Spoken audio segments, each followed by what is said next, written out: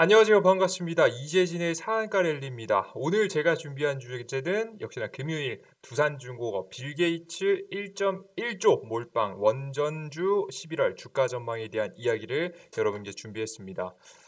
최근 원자력 발전에 큰 영향을 끼쳤다라고 해도 거의 방향성을 바꿨다라고 해도 과언이 아닐 정도로 이 빌 게이츠는 이 원자력 발전 업계에서 엄청난 영향력을 끼치고 있습니다.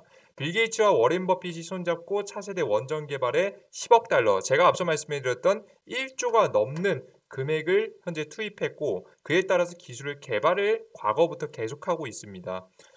이런 현재 상황에서 이 미국의 정책 그리고 전 세계적인 유가 상승에 의한 전력난까지 나오게 되다 보니까 원전 관련 종목들은 역시나 굉장히 긍정적인 모습들을 보여줬었죠. 두산중공업도 마찬가지였고요. 최근 두산중공업이 상승하는 모습들 보여줬었습니다. 그러나 문제가 하나 생깁니다. 바로 작년도에 수주를 했었던 두산중공업 6,200억 규모의 괌 복합화력 수주를 했다. 이게 발전소거든요. 복합화력발전소를 수주를 했었는데 최근에 이 화력발전소가 백지화에 대한 분위기가 나와주고 있습니다. 이유를 간단하게 살펴봤더니 이유가 뭐였냐면 여러 가지 이유가 있겠지만 지금 그 전에 계약했던 것과 상세하게 지금 개발 건설에 대한 일정 내용들을 잡아 나가다 보니까 기존과 다르게 지금 47억 가량 증가한다. 사업 변경으로 계약 비용이 좀씩 증가한다. 연간. 라면서 계약의 작업 범위와 비용에서 크게 벗어난다고 강조했다. 이게 계약 내용과 다르다라는 이제 꼬투리를 잡은 거죠. 뿐만 아니라 2045년까지 전력 판매 100%를 재생에너지로 채우겠다는 법안과도 정반대되는 그림들을 보여주게 되면서 정말 취소될 수도 있지 않을까에 대한 악재가 나오게 된 거죠. 즉, 이 기업이 실적적인 개선에 대한 악재가 나왔다. 실적이 다시 한번 감소할 수도 있겠구나라는 이야기들이 나오기 시작한 겁니다. 자, 그럼 우린 여기서 고민해 봐야 됩니다. 정말 이 악재가 두산중공업의 주가를 끌어내릴 것인가? 영향을 준다면 어떠한 영향을 줄 것인가 고민해 봐야겠죠. 화력발전소의 수주의 취소, 원전 관련 종목으로서 급등을 했는데 문제 없는 거 아니야? 라는 생각을 하실 수 있습니다. 그러나 저는 여러분들께 이 메커니즘을 설명드리면 여러분께서 이해를 하실 수 있을 거라고 봐요. 뭐냐면 화면에 보이시는 것은 주가 상승, 이 주식의 이 가장 기본적인 메커니즘입니다. 뭐냐면 주가가 상승하는 것은 무엇에 의해 급등합니까? 기대감에 의해 상승합니다. 이 기업이 실적으로 나아질 수 있는, 성장할 수 있을 만한 기대감이라는 것에 중점을 두고 주가가 상승하게 되죠.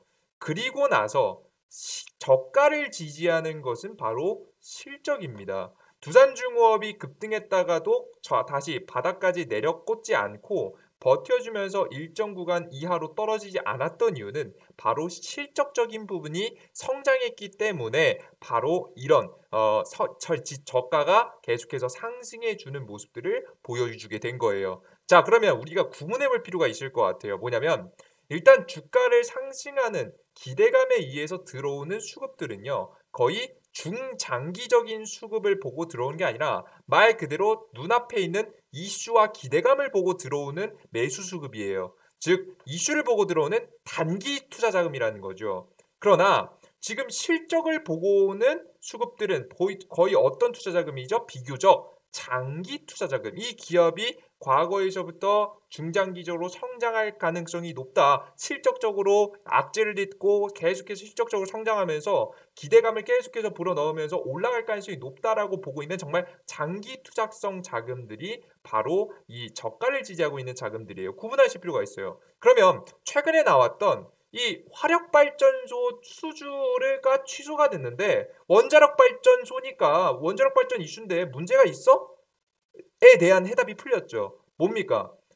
뭐냐면 말 그대로 실적적인 문제를 가져와 준 부분이었기 때문에 이슈와는 상관이 없지만 실적적인 문제가 나왔기 때문에 최근에 매도세가 나온 자금들은 단기 투자 자금이라기보다는 장기적으로 투자하는 실적을 보고 장기 투자하는 자금의 이탈 가능성이 높겠다라고 보시면 됩니다. 수주 취소 가능성의 실적 악재 가능성, 장기 투자 자금의 일부 이탈, 완벽하게 많이 이탈한 건 아니고 일부 이탈한 거예요. 그러면 우리가 결국엔 저가 지지 라인은 실적이 만들어주는 건데 지금 현재 저가까지 구간까지 왔습니까? 이 이하로 떨어질 것 같아요? 아직까지 반등한 이후로 원자력 발전 이슈 살아있고 언제든지 추가적인 상승세가 나올 수 있는 상황에서 지금 당장의 실적 악재로 인해서 저가 지지 라인이 무너진다라는 생각은 이미 지금 걱정을 굳이 할 필요는 없는 시기겠죠, 여러분들. 왜? 지금 저가 라인이고 지금 떨어지는 우하향 추세면 걱정해야죠. 실적적인 악재가 떴으니까. 왜? 저가는 실적이 만드는 거니까. 하지만 앞서 보셨듯이 지금 이미 저가 구간에 있는 게 아니라 기대감에 원자력 발전소에 대한 기대감에 상승이 나오고 있어요. 전 세계적으로 전력난이 나왔고 그 전력난에 의해서 시장이 화력 발전소를 없애고 원자력 발전소를 늘리려는 세계 원자력 기구에서도 전망치를 높여대면서 최근 원자력 발전소에 대한 수주에 대한 가능성들이 굉장히 많이 올라갔죠. 이런 상황이기 때문에 아직 지금 당장 걱정할 거리는 아니다. 분명히 영향은 있으나 지금 당장 매도할 만한 악재는 아니다. 왜? 우리는 원자력 발전 기준에서 종목을 보고 있었으니까요. 그러면 여러분들께서 여기서 키워드를 맞춰보실 필요가 있어요. 그러면 우리는 두산중공업을 매도할 필요가 있다 없다? 없다라고 보시면 될 것 같죠. 아시겠죠? 이걸 확실히 기준을 잡은 상태에서 보셔야 됩니다. 다만 조정은 나올 수 있습니다. 무슨 개소리냐. 여태까지 괜찮다면서 왜 조정이 나올 수 있겠느냐. 왜 조정이 나온다는 이야기를 하냐면 전 이렇게 합니다. 지금 시장의 문제는 뭐냐면 표면적으로 오늘 제가 방금 전에 설명드린 화력발전소의 수주 취소에 대한 가능성 이게 문제가 아닙니다. 뭐냐면 이게 진짜 문제예요. 진짜 문제는 시장입니다. 왜 그러냐면 최근 굉장히 많이 올라왔었던 원달러 환율이 진정이 됐습니다. 달러 원 환율이죠. 더 정확하게는 이 달러 원 환율은 외국인 자금의 이탈이 나올 때마다 이 원 환율이 올라가고 외국인 자금이 다시 들어오기 시작하면 보통 환율이 진정이 되기 시작하는데 마찬가지로 이렇게 많이 올라갔었던 자금이 진정되다 보니까 최근에도 9월달, 10월달 초에 저가를 찍었다가 단기 반등까지 나와주는 모습이었어요. 그러나 지금 저는 안심할 때는 아니라는 설명을 항상 드렸었죠. 저번 주 영상 계속 영상 보신 분들 아실 거예요. 근데 그것이 실제 일어나 버렸습니다. 실제 그것을 저는 눈치를 채고 어플리케이션의 시황에 대한 내용들과 추천 종목들에 대한 브리핑을 해드릴 때 계속해서 설명해 드렸었는데요. 실제 26일 날짜 이번 주입니다. 이번 주 26일이면 화요일입니다. 화요일 날짜의 브리핑입니다. 양봉이 나오고 있다라는 모습이죠. 양봉이 나오고 있는 모습이죠. 그런데 저는 마냥 긍정적으로 판단하지 않습니다. 왜? 미국 증시가 너무나도 강하게 급등하다 보니까 국내 증시도 끌어올랐다. 국내 위드 코로나에 대한 기대감과 시장에 올라가는 모습, 지금 미국에 대한 선전과 미국 시장이 너무 많이 올라가니까 따라 올라가는 것과 위드 코로나에 대한 기대감으로 반등했다. 다만 이번 주 언제든지 무너질 수 있는 시장이기 때문에 위태위태하다. 그래서 다만 상승세가 단기적으로 나오는 거 놓칠 수 없으니까 방망이를 짧게 잡고 단타를 이어가자. 평소에 5% 먹었다면 지금 시장은 2, 3% 먹고 빠져나야 된다. 이것만 주의하시면서 베팅하시면 문제가 없을 거라고 생각된다. 단기 매매 위주로 공략하시라는 말씀을 드립니다. 실제 그래서 맥스트 수익을 봤었죠. 그래서 여러분들께 26일에는 조금 조심스러우니까 단타 위주로 하시고 여러분들 조심하시는 거 욕심 부리지 않는 거 기억하세요라고 말씀드렸고 28일 날짜로 뭐라고 말씀드리냐면 추천 종목들을 보류시켜 버립니다. 저는 이재진의 상한관리 어플리케이션에서는 추천 종목들을 항상 시장에 맞춰서 드리고 있습니다. 그런데 28일 날짜 시장 분위기가 좀 이상하다? 우리가 이런 무리할 이유는 하나도 없다. 보유 중인 종목들만 가져가고 새로운 신규 편입주는 없습니다. 그렇게 9월달도 폭락시장을 피했다라고 여러분 실제 피했습니다. 피했죠. 무조건 폭락이 온다는 것은 아니지만 조심해서 나쁠 것은 없습니다. 당분간 시장 분위기 좋아질 때까지 추천주를 보류하겠습니다라고 했습니다. 추가적인 매수를 안 하는 전략이 맞다라는 거죠. 그리고 나서 바로 당일날 그 장마감 뒤에 바로 시황글을 다시 한번 올립니다. 코스피, 코스닥 양증시가 하락하고 있습니다. 시장 수급도 외국인 기관기가 매도 중입니다. 특히 시장은 상승할지 하락할지 아직 방향성을 잡지 못한 상황이다. 이럴 때는 모든 것을 예상해서 투자한다. 절대 그렇게 자만한 투자를 해서는 안 됩니다. 외국인 기관의 시장 방향성을 잡지 못했다면 우리도 투자를 보류하면서 현금을 들고 있는 게 가장 베스트다. 매매를 하셔도 단타 위주로 하시고 특히 초보자분들은 아무것도 하지 않는 것이 좋다. 그리고 이번에 제가 이해가 안 돼도 여러분들께서 매일 8시 40분에 올라오는 장시작 전 시황글을 반드시 보시라는 설명드립니다. 매일매일 바뀌는 시장에 대응하기 위해서는 어쩔 수 없이 변화를 관찰하고 대응하는 방법 빼고는 없다라는 설명을 드리면서 수급이 안 좋다라는 것을 여러분들께 보여드렸죠. 더 좋은 타이밍을 기다리며 내 계좌를 보호하기 위해 인내하는 것도 투자의 일부입니다. 최근 좋은 수익으로 과한 투자를 하실 분들이 걱정돼 이렇게 적습니다라고 여러분들께 글을 남겨드렸죠. 그래서 그러자 시장은 정확하게 하락을 하기 시작합니다. 오늘자도 주식시장이 하방을 때렸죠. 코스피 증시가 유독 더 심하게 떨어지는 모습들을 여러분께서 확인할 수 있으셨을 겁니다. 그러면 왜 이런 하락이 나왔느냐? 원인을 알아야지 우리가 반등할 타이밍도 알 수 있기 때문에 왜 이렇게 하락했는지 중요점을 찾아봐야겠죠. 이유는 바로 뭐냐면 여러분들께서 바로 이것에 집중하시길 바랍니다. 제가 그 전부터 2개월 전부터 강조해드렸던 시작 하락 가장 중요한 요인은 바로 환율 전쟁입니다. 무역 갈등, 환율 전쟁으로 확장됐다. 정제 전면전 우려가 커졌다라는 기사입니다. 말 그대로 미국이 중국의 환율 전쟁을 만들고 있다, 유도하고 있다라는 거예요. 자세한 부분은 여기 있습니다.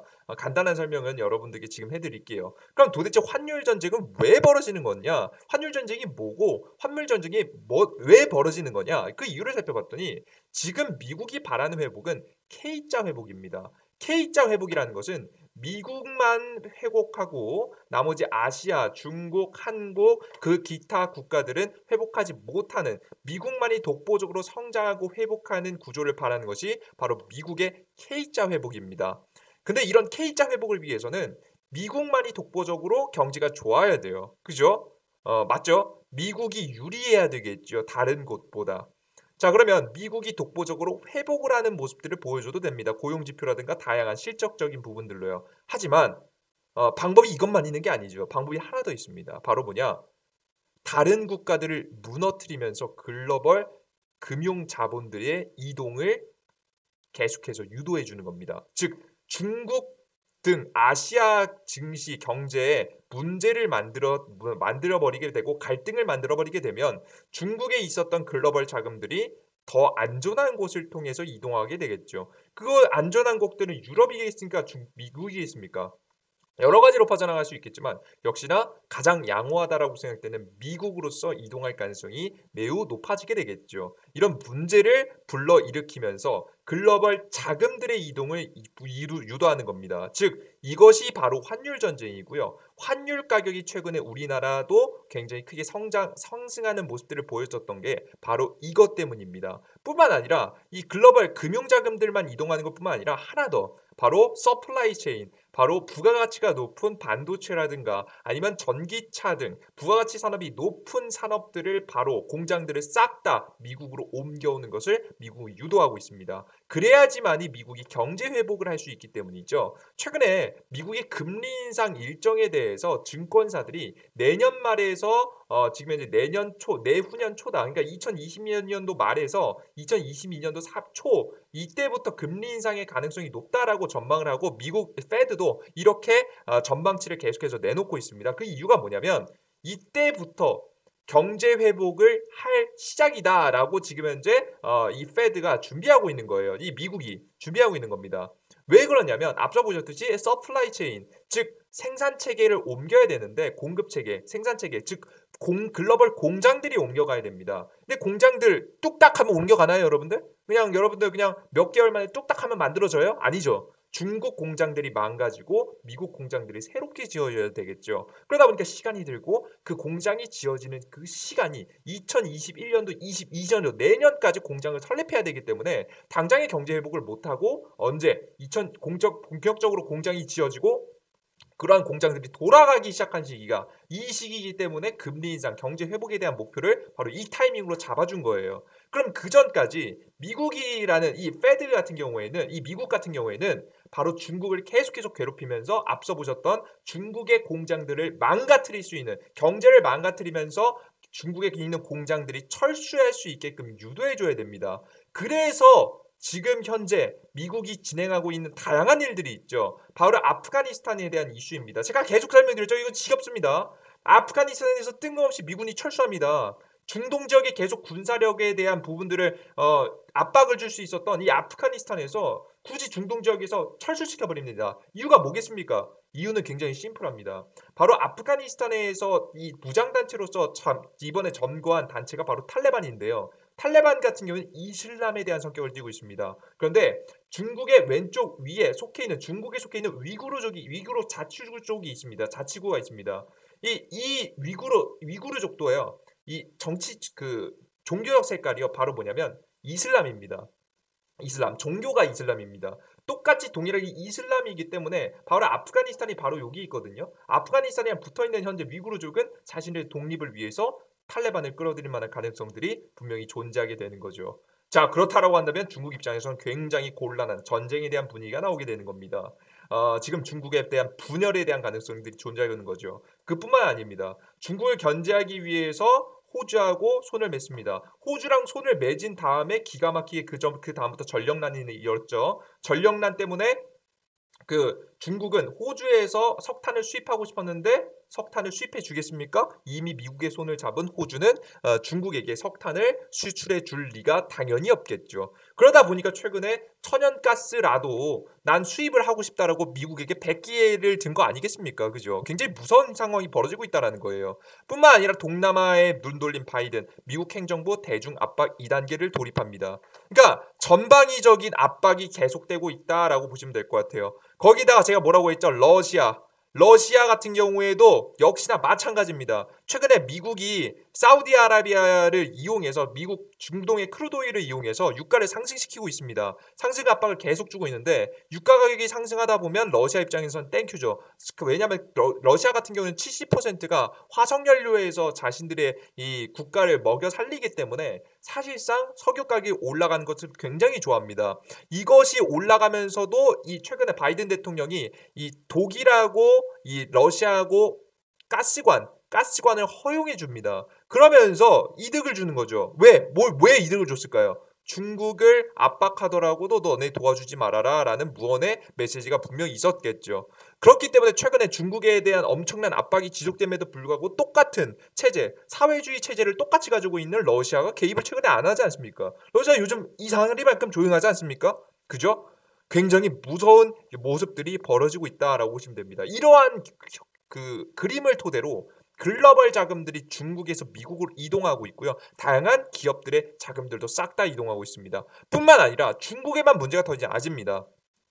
말 그대로 중국은 땅덩어리가 굉장히 넓기 때문에 중국 하나만으로 국한할 수가 없어요. 아시아 시장 전체에 리스크가 오게 되면서 자연스럽게 글로벌 자금들이 아시아 시장에서 미국으로 옮겨가는 모습이죠. 이렇게 되면서 자연스럽게 이 외화 자금이 이탈이 되게 되고 그 모습이 바로 환율에 드러나게 된 겁니다. 우리나라 주식시장도 박살이 나버리게 된 거죠. 그런 증시가 잠시 진정되는 중이었어요.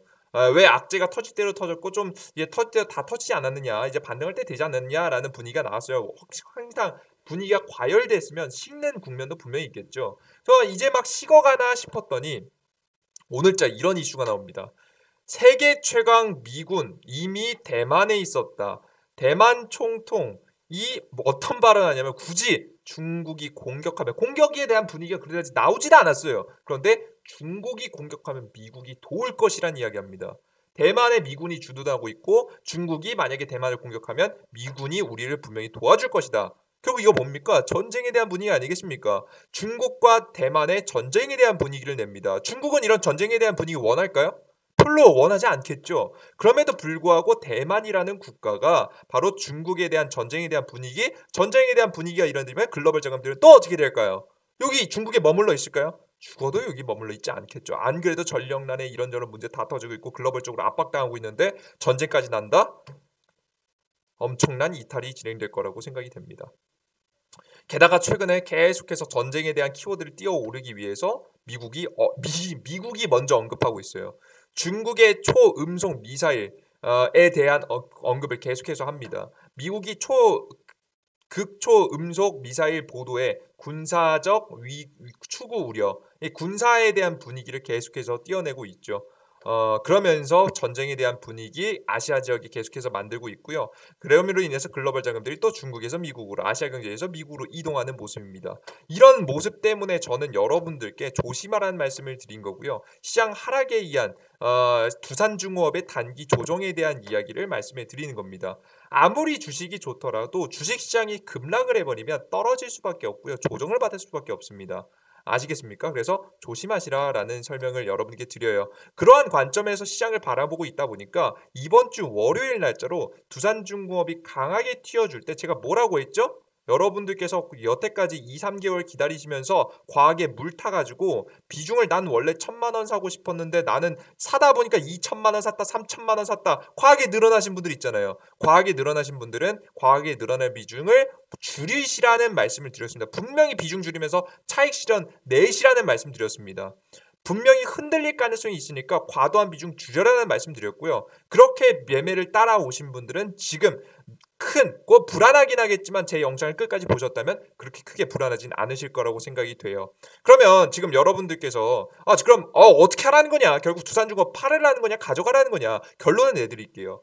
지금 11월 달에 분명히 주식시장이 조정받으면서 두산중공업도 조정받을 가능성이 크지만 이렇게 조정받는 증시에서는요. 항상 잘 올라갔던 테마가 있습니다. 바로 뭐냐면 실적 우량주 종목보다는 정치 테마권 종목, 코로나 테마권 종목, 그 이외에 테마성 종목들이 굉장히 잘 올라가는 모습들을 여러분께서 보셨을 겁니다.